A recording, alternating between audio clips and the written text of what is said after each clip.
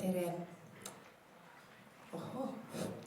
Veel enne, kui me alustame, siis me väga palume, et te võtate välja oma telefonid, lülitate sellel välja nii interneti kui ka wifi, sest see, kui sinu telefon üritab ühilduda kogu aeg välisvõrku, siis see segab neid ja veel muud helitehnikat, mis on laval. Selle jaoks, et meie saaksime anda oma kõige parema kontserti, ole hea, lülita internet ja wifi kindlasti välja. Eriti tore oleks, kui su telefon oleks super hääletu, nii et ta ei pärise ka. Super oleks, kui see telefon oleks üldse kodus, aga okei. Kui sa oled interneti välja lülitanud, siis me võime sõita. Head muusikafännid, tere tulemast Elva huviala ja koolituskeskuse õpilasbändide kontserdile. Mina olen Leandra, tänane kontserdijuht ja lavakaaslastest kõneleja. Meil on väga hea meel teiega uuesti kohtuda. Terve sügise ja läbi talve oleme meie huvikooli õpilased usinasti harjutanud, et tänani kontsert teieni tuua. Oleme teinud tublit tööd, eraldi kitarri, trummi, pärimusmuusika ja laulutundides.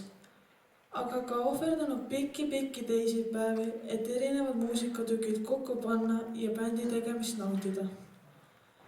Meil on abiks olnud juhendajad Henri, Tõnis, Henrika ja Kelly. Aga olgem ausad, me saame ju ise ka suurepäraselt hakkama ja seda me teile kohe tõestama hakkamegi. Esimesena astuvad teie ette Leelo, Sädeli, Iko, Kaur. Seniks, kuni nad lavale sätivad, püüan teil selle äratada tuttavat tunnet. Ärkad hommikul mõnusalt ja puhanuna. Aknas piilub päike, ilmselt tuleb väga tore ja ilus päev. Jood ära oma hommikukohvi, valid päevaks sobivad riided, et ei hakkaks liiga palav selles kuumas. Ja lepid sõpradega kokku, et täna on see päev, terve päeva õues olemise päev, uute sõprade leidmise päev, suurepärane, eks.